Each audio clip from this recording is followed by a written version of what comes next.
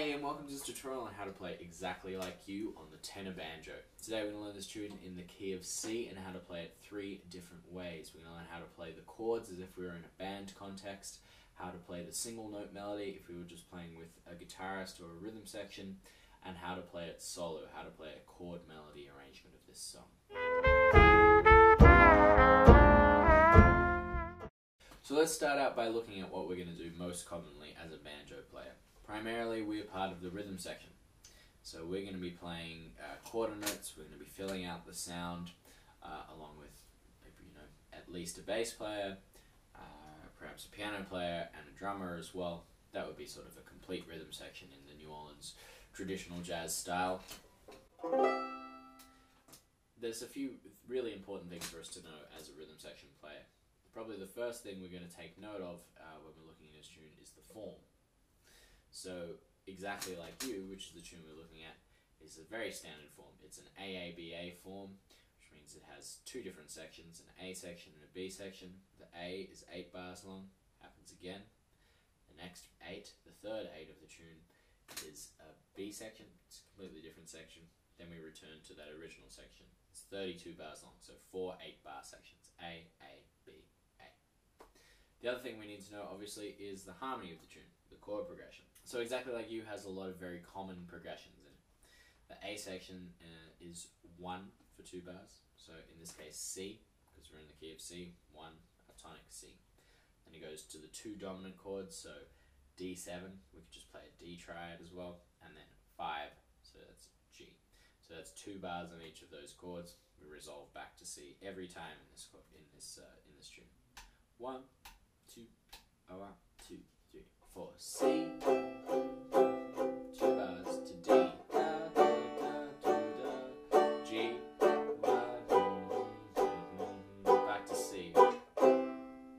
Now this first turnaround, we're going to go C, F, C, G, or C, F, C, G. A very common approach when we're playing in a band is to use these nice chords in the middle of the banjo. We don't want to play up too high all the time. Sounds a little bit piercing. And with this ringing style, this 4 to the 4 of going,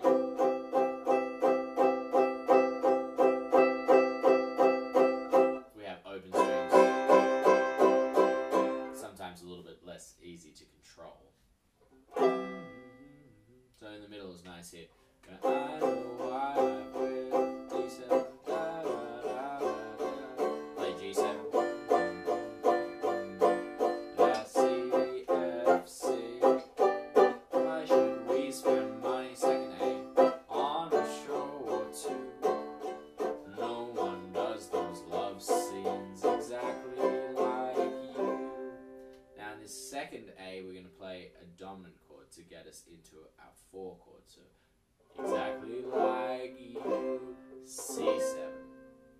And it's You Make Me Feel So Grand. And it goes to an F6. We can just play F. You make me feel so grand. F minor, I wanna hand the world. So I've got a bar of F, F minor, da da da da, C for a bar, da da da. Now, this part of the bridge, there's a lot of different things you can do. A lot of people will, for the second half of the bridge, end up on the 4 again, which means we're probably going to do our dominant again, 4 again, 4 minor, da da dee da, flat 3 diminished, 2, 5. So we could play that whole bridge like that. That's a very common way for that bridge to be played. If you go back to the original recordings of these tunes, often you'll find different changes. So say in that A section, there's actually a diminished chord that happens on that 5 chord a lot. So we're going G, G diminished, G. Now in this bridge, what happens is we end up on the 2 minor for the second half of this tune. Now we're going to approach the 2 minor like this. We're going to go, this is the 4th bar of the bridge. We're going C for 2 beats, E7, A minor, D minor. So 2 minor. 2 minor and 4 major are relative to each other. There's only really a 1 note difference, right? An F6 is a D minus 7. It's the same chord inverted, really, but it does make a difference because of the bass movement, and that 2 minor is a fairly distinctive sound compared to 4 again, right? Especially if we set it up with our... Now we're going back to 4 minor. Still gonna go.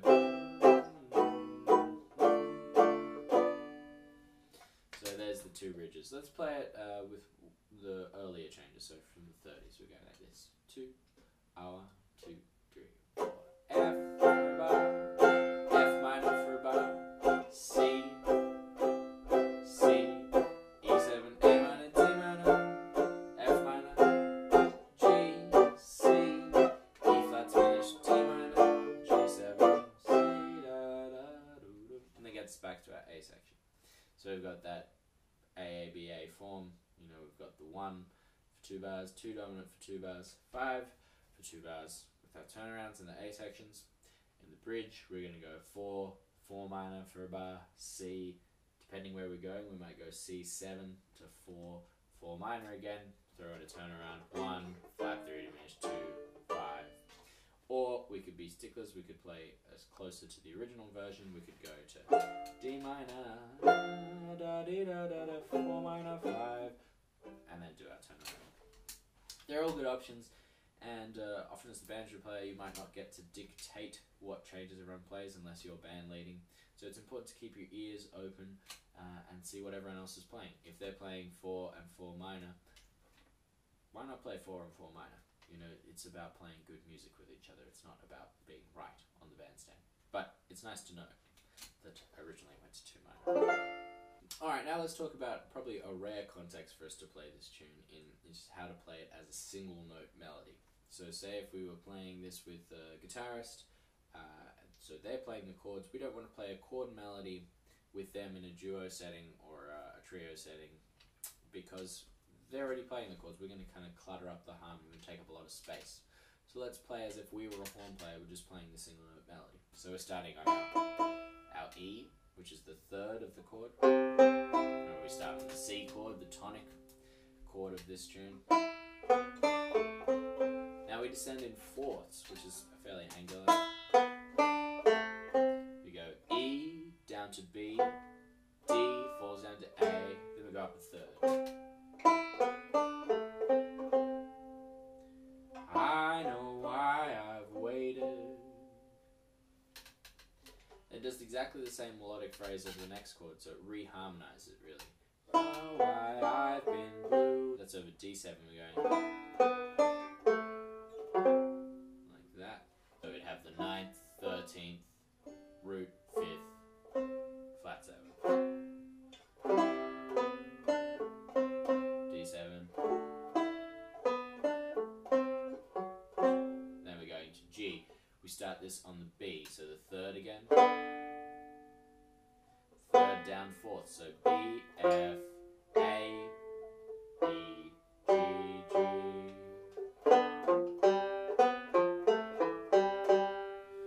I like to walk up to C, G, A, B, C.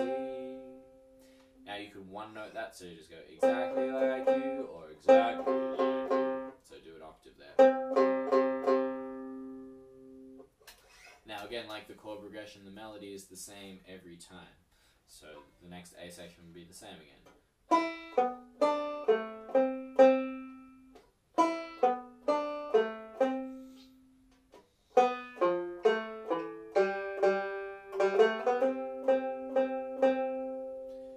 Except that the second A section, we're going to lead into our bridge. We're going C, D, da, C, down the octave, D, E, G, D, D, D, C, E, D, C, B, C, C, C. We walk up from there. C, D, E, F, F, F, E, G, F, E, D. Back to our 4ths.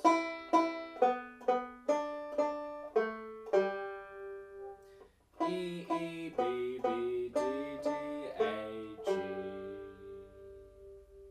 Now some similar to the way that this tune gets simplified harmonically, it also gets simplified melodically. Yesterday in our Trad Thursday video, I played the melody the same way twice.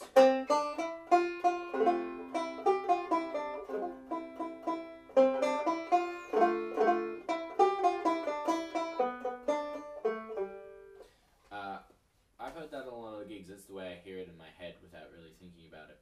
But yeah, originally, if you go back again, the melody is starting on that 6, and it sequences that idea. Then it goes up.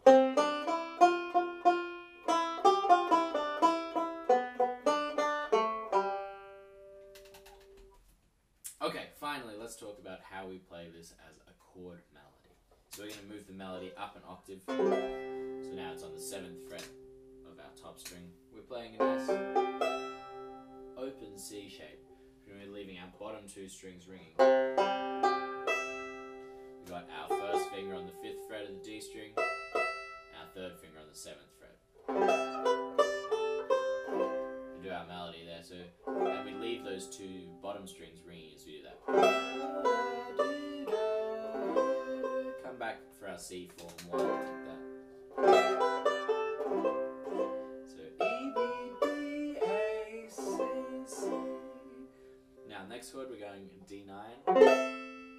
I like having the F sharp in there. When you hear Eddie Davis play this tune, he's leaving that C open in the bottom.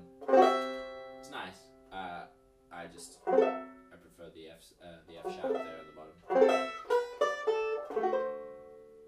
So you got, and then down to 13. So B, D, A, D7, form 7. Now G7. So B, F. It's all in the chord there. Just pick the A string and then the D string. Now diminished. So we could say that's a C sharp diminished, G diminished. It's got an A in the melody, and then an E like that. Back to G. Like that.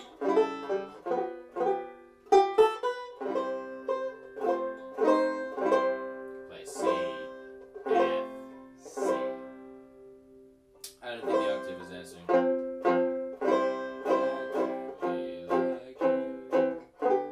You could do it like that if you want. I like just one noting it there. Alright, then we play the A section again.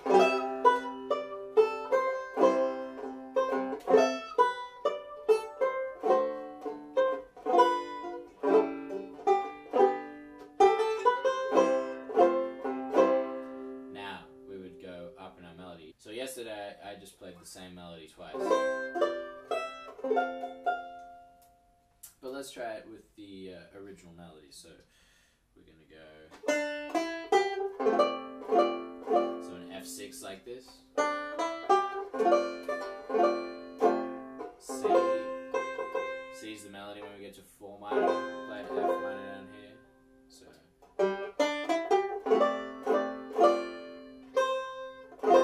F minor major 7,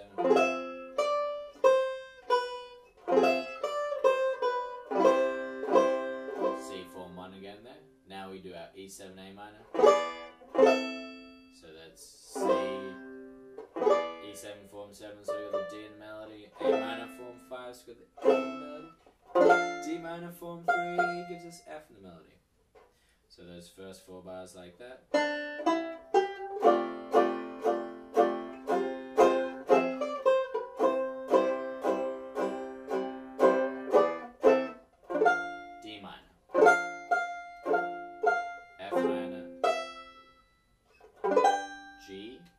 Form 1, melody falls down, F, E, D, back to a nice open C shape, E flat diminished, with a B up the top, D minor form 1, G9,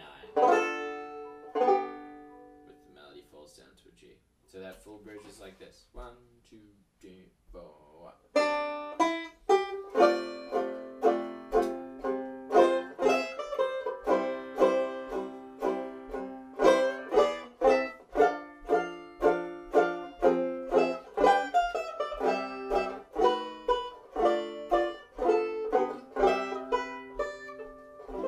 takes us back to our A section. So there you have it. If you combine those A sections 3 times, you got A, A, B, A, that's your full chord melody. So now you can play it in a band, you can play it as a single note melody, and you can play it as a chord melody. I hope you enjoyed that tutorial from us here at Jazz Banjo Academy. My name's Jack Gray, and remember to click subscribe to be first to see all of the new videos from us here.